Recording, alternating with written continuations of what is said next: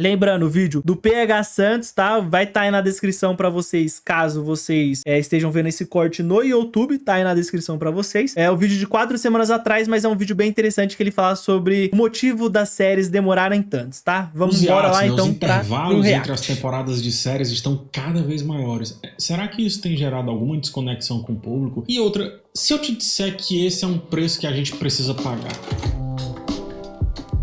Precisa pagar, sei lá, pela qualidade? Se for demorar pra ter uma qualidade boa, tá de boa. Eu compro essa ideia. Stranger Things, que estreou em 2016, só agora em 2025 vai ter a sua 5ª e última temporada. 9 anos para contar uma história que narrativamente deveria abranger alguns poucos anos ali na vida de seus protagonistas, e não só isso. Em 9 anos, antigamente, uma série já teria 9, 8 temporadas. O resultado aqui em Stranger Things são atores que interpretam adolescentes, só que eles já estão adultos. Eles estão quase tendo alguns adolescentes. A gente vive a Millie Bobby Brown casada com filho já, né? Realmente já é bizarro isso, né? Que ela vai interpretar uma garota de 15, 16 anos ali, tendo o quê? 22, 23 anos. Era muito curiosa na televisão. Nunca tivemos tantas séries sendo produzidas simultaneamente e distribuídas globalmente com extrema facilidade pelos streams. Desde as temporadas finais de Game of Thrones, a gente entrou numa onda em que orçamentos de TV rivalizam com grandes produções cinematográficas. Desde que a HBO veio com Sopranos, passando pela AMC com Breaking Bad, a gente tem narrativas cada vez mais sofisticadas, contudo, algo fundamental se perdeu aí nesse caminho. A ideia de que uma série de TV é uma série, é produzida em série, é um seriado, ela é conduzida também pelo hábito do público. Antes a relação era de um encontro semanal quase ritualístico. Agora a experiência transformou-se em algo fragmentado, onde o espectador precisa constantemente redescobrir aquilo que um dia amou. Um hiato, né, fala-se muito nesse nome, é o intervalo entre uma temporada e outra. Antigamente, com as temporadas de 24 episódios, era comum ter uma série no ar por quase o ano inteiro, com pausas muito curtas durante poucos meses. As estreias aconteciam entre setembro e outubro, né, o outono americano, e seguiam até maio. A pausa no meio da temporada era especialmente interessante porque nesse intervalo novas séries eram testadas, com 6 a 10 episódios, ou apenas o piloto para medir o interesse do público. É tipo o que aconteceu com The Office, né? The Office, a primeira temporada de The Office tem 6 episódios só, e aí, a partir da segunda temporada que foram tendo mais episódios. Eu acho que The Office é aquele tipo de série que tem 20 e poucos episódios, se eu não me engano, ou 12, mas acho que é 20 e poucos. Igual era Sobrenatural. Lembra de Sobrenatural? Sobrenatural era maluquice, tá? Era 24, 23 episódios por temporada. Isso é muito doideira. Quando a gente olha pra trás, a gente vê hoje as séries com 10, 8 episódios, né? E também a série evitava a queda de audiência por conta das férias. The Office estreou aí no meio de temporada, com apenas 6 episódios. Buffy, a Caça-Vampiros, teve a primeira temporada de 12 episódios fora da janela tradicional. Glee lançou o seu piloto meses antes da estreia oficial. Foram muitos sucessos que nasceram desses experimentos. Eles estão fazendo testes, né? Entre as temporadas de uma série contínua, e também foram muitos os exemplos que ficaram pelo caminho. Eu nunca vou esquecer Six Degrees, de 2006. Criada por J.J. Abrams, a série ela preencheu o espaço deixado por Lost durante um desses vários... J.J. Abrams, que é o cara que acabou com Star Wars, né? Mas tudo bem. Lost, tem Lost no currículo ainda. Lost, uma série que é querida por muitas pessoas, né? Eu acho que o hiato da segunda temporada, a série nunca nem conseguiu terminar a primeira temporada. Mas enfim, uma temporada típica na época, né, de 22 a 24 episódios, se estendia por quase todo o ano, criava uma sensação de presença contínua na vida do espectador. Essa estrutura... porque, ó, vamos pensar aqui comigo, rapidinho. Só fazer, desculpa pausar mais uma vez, mas é porque eu quero fazer esse exercício aqui com vocês, né? 24 episódios. Se a gente pensar em 24 episódios por ano, 24 episódios ali daria o quê? Por semana, então 4, 8, 12, daria o quê? 5 meses? Daria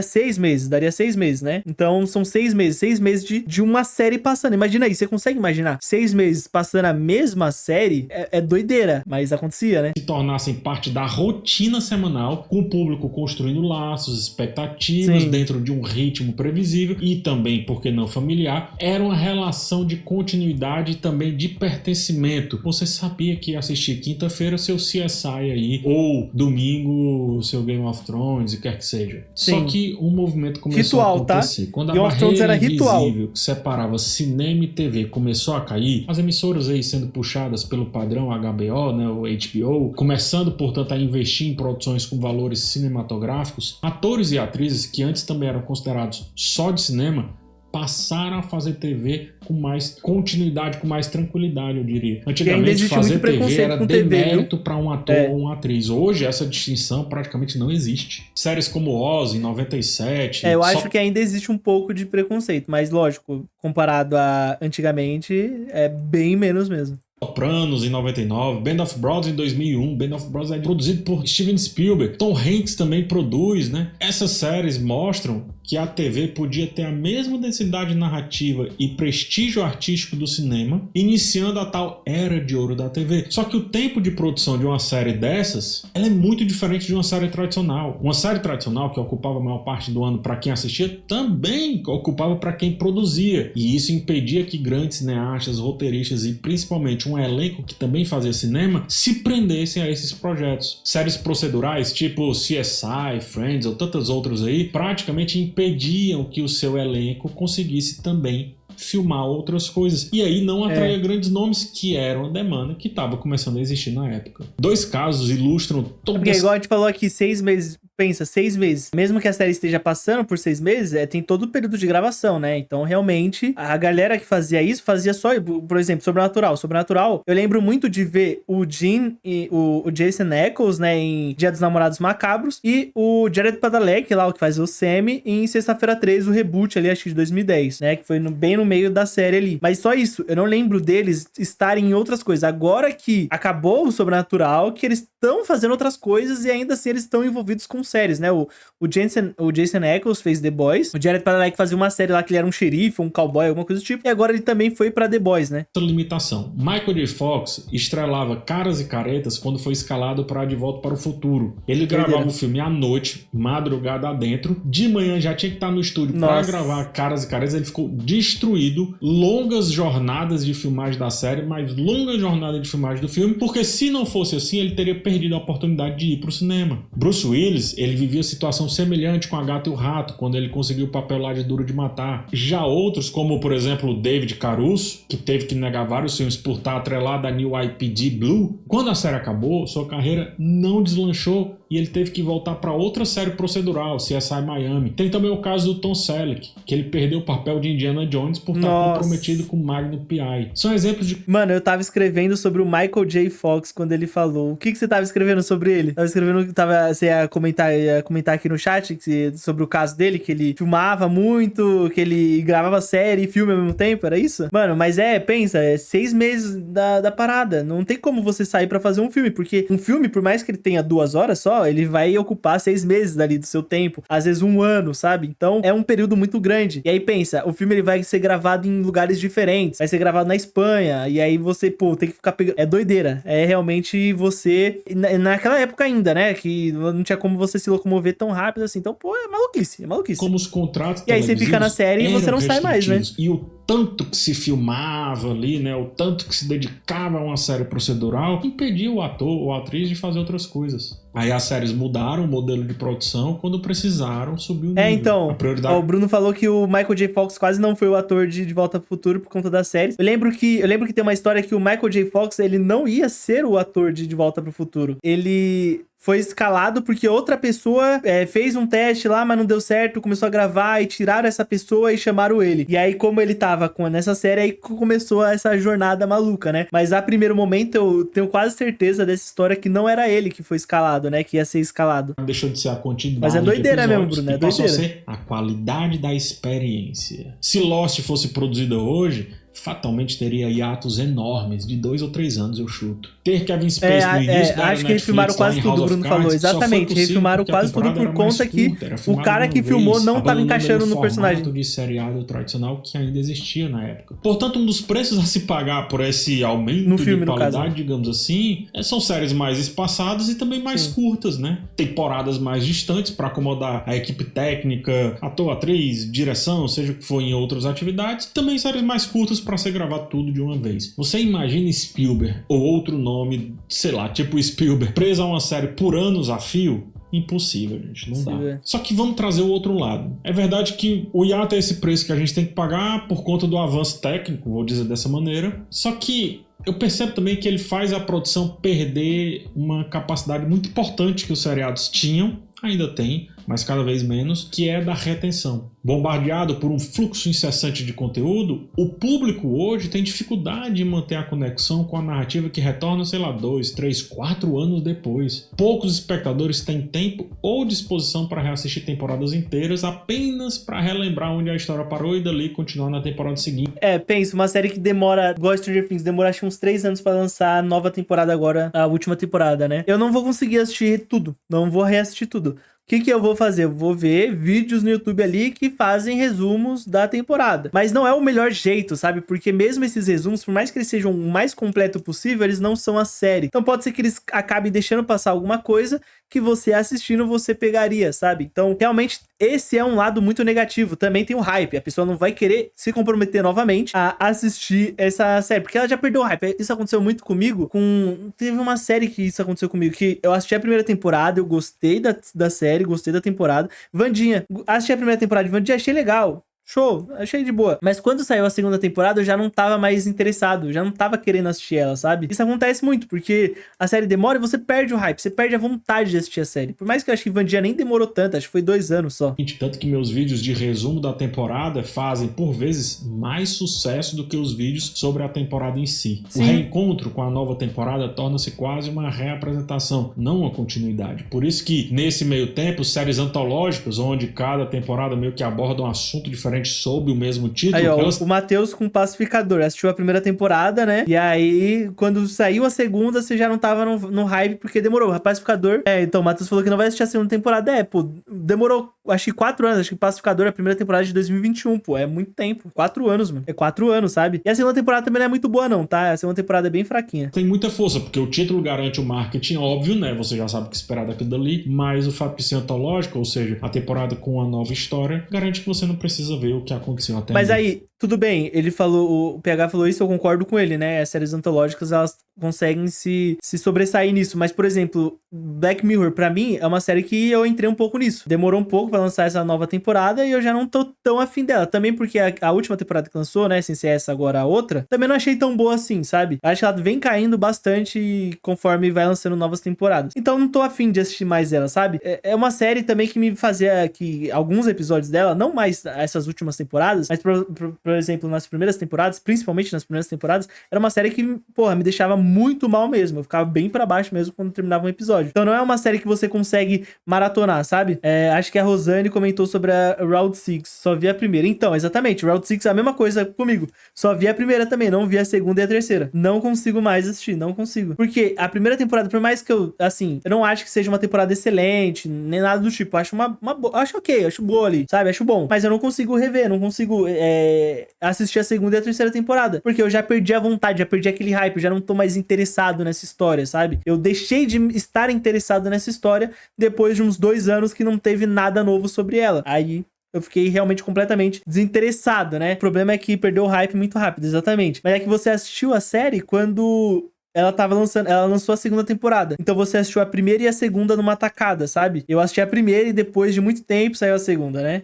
Devia ter acabado, mas a gente já falou sobre isso. A gente falou sobre isso na quarta. Eu acho que Round 6 não acabou porque vai ter a versão Estados Unidos, assim como outra série aí da Netflix também. A mesma coisa, né? Que vão se perpetuar por muito tempo, porque é isso. Eles vão começar a fazer essas mesmas séries em diversos países diferentes só pra criar desculpa de criar cada vez mais, né? E é aquela coisa, por exemplo, Alice in Borderland vai fazer isso e eu vou assistir Alice in Borderland, porque eu amo a série, pô. Perdeu muito hype, exatamente. Aí da segunda pra terceira temporada você deve ter perdido bastante o hype, né? Até mesmo Casa do Dragão praticamente se tornou outra série na segunda temporada. Isso porque precisa reconquistar a sua própria audiência a cada retorno, desperdiçando episódios preciosos em recapitulações veladas e tendo que sempre estar restabelecendo os vínculos narrativos ali com o seu público. A expectativa por perfeccionismo técnico, embora tenha realmente rapidamente feito as séries se popularizarem bastante, eu acho que também criou uma noção irrealista de que toda série precisa ser um evento cinematográfico. E aí, para ser um evento cinematográfico, bom, precisa de tempo. Mas no frigir dos ovos, nem toda narrativa televisiva precisa de 2, 3 anos de desenvolvimento. Histórias mais simples, tipo Rex ou Ted Lasso, se beneficiam muito de um ritmo mais ágil. A gente tem The Bear também. Eles provam que o modelo antigo talvez ainda tenha seu valor. The Bear é outra série, tá? Aqui, eu assisti a primeira, não assisti as outras. Uma leve impressão que hiatos longos também são bons pro negócio. Apenas suposição. Apenas opinião. Mas eu sinto que manter uma série viva no imaginário do público, mesmo quando ela não está sendo exibida, tornou-se meio que uma moeda de marketing, tornou-se uma estratégia de marketing para manter o stream dela vivo. O que eu estou dizendo é, a Netflix, ela se beneficia de Stranger Things ainda está acontecendo, mesmo que não esteja lançando coisa nova. Sim. A incerteza sobre as renovações, eu acho que também é um produto. Sites, podcasts, canais do YouTube dedicam-se a especular o tempo inteiro sobre o futuro das séries. Utilizam a ansiedade do público e transformam aquilo ali, por que não, em engajamento. Todo esse lance da cultura do hype, né, se alimenta do quê? De engajamento, de ansiedade e por aí vai. Ou seja, o título ele permanece relevante pela mídia e é como se o streaming não dependesse tanto da existência da série. Aí ele não gasta R$1 de propaganda, mas ele depende da possibilidade de uma próxima temporada acontecer, o que é suficiente para prender o assinante ali por mais um mês e mais outro, um ano inteiro às vezes. Imagina às vezes com medo de encerrar uma temporada não, uma série, e vir aquela enxurrada de críticas, né, como teve lá Game of Thrones, pode gerar um cancelamento em massa, então ela fica ali adiando, sabe? É uma estratégia. Sim. Eu acho que essa estratégia funciona a curto prazo, mas eu acho que com o tempo ela também corrói a confiança do público na capacidade da indústria de contar histórias completas. E é isso que eu tô sentindo agora, por isso que eu trago esse vídeo. Eu penso que a gente precisa de histórias acabadas. Eu não abro mão da ideia fechadas, que toda boa história precisa ter um fim, seja ele conclusivo ou não. E quando isso não é mais entregue, quando essa percepção não é mais entregue, fica também aquele sentimento de que, cara, talvez a gente esteja mastigando uma comida e a gente não esteja se alimentando dela. É por isso que séries que compensam a ideia de hábito, elas estão voltando. Quem não quer chegar em casa e ter a certeza que vai ver 1 ou 2 episódios daquela série querida? Análises recentes da Parrot Analytics provam que plataformas de streaming adquirem séries já encerradas porque elas ainda têm forte demanda. Clássicos como Friends, The Big Bang Theory, Grey's Anatomy seguem sempre entre os mais assistidos vez ou outra. Funcionam como esse conteúdo evergreen, ou seja, sempre atual, que garante, portanto, a retenção da audiência. Isso também explica os resgates às séries desse estilo. Dexter, por exemplo, ganhou um novo final, ganhou uma prequela e depois um novo final. Nossa, isso é loucura, e agora ganhou uma continuação de... É aquela parada, os caras vai torcendo esse laranja, esse pano, até a última gota, sabe? É maluquice. Eles pegam uma coisa que fez o mínimo de sucesso, que tem um mínimo de fanbase, e eles vão torcendo até o fim. A gente tem um pouco de culpa nisso. Porque a gente continua consumindo essas coisas, mesmo que elas sejam feitas puramente mercadológicas, sem preocupação de criar algo bom, só fazer pra ganhar dinheiro. E a gente continua consumindo, tá ligado? Fato. E tudo isso começou com ele sendo redescoberto, rehypado aí na era dos streams. O que me leva à pergunta: e será que o modelo de atos longos ele é realmente sustentável? Eu penso que essa fragmentação da relação do público e a erosão da memória coletiva são, a longo prazo, um risco enorme para a retenção de assinantes. A resposta provável é que caminharemos, quem sabe, para um meio termo. Temporadas mais curtas, ainda que os lançamentos delas sejam menos espaçados. Temporadas de 4, 5 episódios para rapidamente já ter mais 5 episódios. A Netflix, ao lançar a mesma temporada em várias partes, já aponta para essa direção, né? Buscando manter o engajamento ativo por pouco mais de tempo. É verdade que faz isso com algumas séries que não parecem planejadas para tal, mas daqui a pouco, e esse é o meu ponto, surgirão as séries que são planejadas dessa maneira. Então, no vídeo do Thiago lá, que a gente viu no vídeo passado aqui da live, ele fala, né, bastante que algumas séries foram pensadas pra terem esses blocos separados de episódios, né? Então, a mesma temporada tem 5 episódios esse mês e aí mais 5 episódios no outro mês. Algumas séries são pensadas nisso, né? E isso é algo que vai acontecer mesmo, né? Igual o PH tá falando aí, que realmente isso vai acontecer porque você garante que essa série fique mais falada por mais tempo. Na minha visão, não faz muito sentido isso. Não acho que seja uma estratégia muito boa, mas eu tô pensando como consumidor também, né? Então, pra mim não faz muito sentido você fazer isso. Pra mim era muito melhor você lançar por semana, mas bom, né? É uma coisa mercadológica, né? Eles devem ter feito um estudo de mercado. Nos anos 80, os Trapalhões tinham um filme até no espaço. Pô, os Trapalhões, os caras têm o Alto da Compadecida dos Trapalhões. Pô, isso é maravilhoso, tá ligado? Mano, eu vou fazer vídeo pro canal aqui do Coletivo Cult aqui. Vídeo sobre os Trapalhões. Vou pegar um filme dos Trapalhões pra resumir, pra ir trocando uma ideia ali durante o vídeo ali. Pô, isso deve ser maravilhoso. Vou fazer sobre esse vídeo aí sobre esse filme aí dos Trapalhões no espaço. 5, depois mais 5, mas com carinha de temporada, tá entendendo? E não com cara de parte de uma temporada. Sim. Depois do fracasso aí de séries milionárias. Vou fazer, Bruno, vou fazer. E vou agradecer você lá no vídeo, hein? Vou agradecer o Bruno por ter dado a indicação. Legado de Júpiter, que custou 200 milhões de dólares e não passou da primeira temporada. Calma aí, vamos dar uma volta aqui nisso daqui. Calma aí, isso daqui é importante. O legado de Júpiter, essa questão de qualidade e quantidade. Eu cito como exemplo o absurdo legado de Júpiter, que custou 200 milhões de dólares e não passou da primeira temporada na Netflix. Então indica um aí, Bruno. Indica um aí que eu falo lá, eu faço o vídeo dele. Ó, ele falou 200 milhões de dólares pra Netflix fazer o legado de Júpiter, que é uma série merda. Aí a gente volta lá no primeiro vídeo do Aprofundo que a gente viu aqui na live, que ele fala que os Mutantes custou 300 mil por episódio. E a gente fez o cálculo e deu tipo 180 milhões lá, ou 1 milhão, não lembro agora. Já esqueci. Mas, pô, é doideira isso, né? É doideira, 200 milhões pra fazer uma série merda, o Legado de Júpiter, com 10 episódios. Tem também a bizarra Invasão Secreta, que custou mais do que Barbie e Oppenheimer e flopou absurdamente no Disney Plus, além de vários outros exemplos. Eu bem acho que ruim, o público tá? Não é bobo e sabe diferenciar muito bem o que é uma produção pra ver em casa e o que esperar de uma produção quando você vai ali ao cinema. E assim, talvez, essa percepção abre espaço para séries procedurais retomarem seu espaço, ou pelo menos que tenham um modelo mais sustentável. Várias séries da Apple TV Plus, né? Tipo Falando é Real, Morning Show. Putz, mano, vou ver um aqui, mas o primeiro Tartaruga Ninjas acho que seria bem legal. Vou fazer de todos os Tartarugas Ninjas. Eu vou fazer um vídeo pra cada filme, porque eu gosto de fazer esses vídeos um pouco mais longo, né? Que eu vou falando bastante nele, então eu não vou juntar tudo num vídeo só, porque senão o vídeo vai ficar com 5 horas. Mas eu vou fazer sobre todos os Tartarugas Ninjas em homenagem ao Bruno Romeu. Já vou deixar até anotado aqui no meu celular aqui quando acabar a live pra fazer. Os Trapalhões e o Rei do Futebol eu gosto muito. Mais um aí, ó. Deixa eu tirar a print de novo aqui. Mais um aí, então, pra sair vídeo no Coletivo Cult aí, pedido especial do nosso querido Bruno, que também foi o primeiro doador da live. Olha que responsa, hein? Olha que... Com o Pelé. Pô, maravilhoso. O Pelé tem outro filme dele também, que é aquele filme que ele faz com o Stallone, tá ligado? Não, esse daí do Você é o Pelé? Não, eu sou o Jô Soares. Eu acho que é outro, não? Ou é o mesmo? Não sei, não tenho essa informação. Eu acho que esse daí é o investigador Pelé, não? Não, tem o investigador Fausto. Tô confundindo tudo aqui, pô. Eu acho que é. Tantas outras se beneficiam. Que isso, Bruno?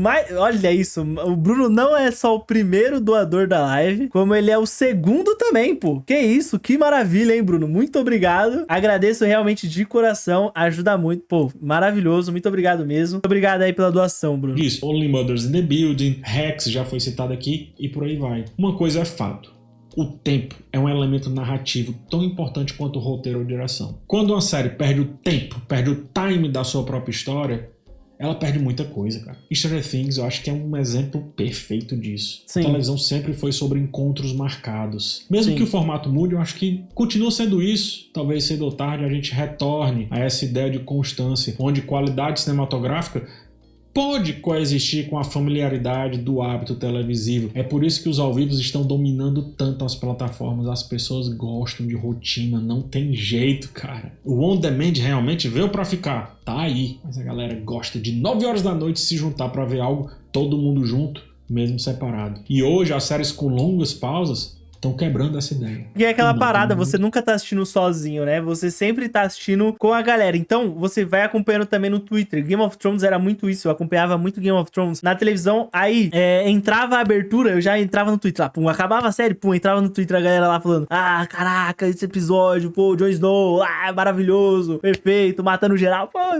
Pô, Game of Thrones com o Twitter era uma coisa maravilhosa mesmo. Você via pessoas trocando ideia, falando sobre teorias. Era lindo, era lindo. Quando quando eu faço, por exemplo, um vídeo de uma série constantemente, eu chego na terceira temporada, ela não tem nem metade da audiência que tinha na primeira temporada. Mas sim, é isso. De fato. Deixa nos comentários a sua opinião sobre o espaçamento entre as temporadas. Você gosta? E vocês, galera? Vocês acham que é plausível esses espaçamentos entre as temporadas? Ou você acha que isso só prejudica a série, né? Eu acho que tem 2 pontos aí, né? Eu acho que quando você espaça mais os lançamentos da temporada pra você conseguir contar aquela história daquela melhor forma possível, eu acho que é até válido, sabe? Mas realmente tem algumas séries que espaçam demais. Stranger Things, 3 anos. Eu acho que não precisava de 3 anos pra conseguir finalizar essa história, sabe? Até porque eles vêm escrevendo esse roteiro há muito tempo, então esse roteiro praticamente já devia estar ali 90%, 70% finalizado, sabe? Eu acho realmente que isso pode criar algo. Eu também acho ruim esses espaçamentos gigantescos. Eu acho que, por exemplo, uma série que quebra um pouco isso é From, que é uma série que eu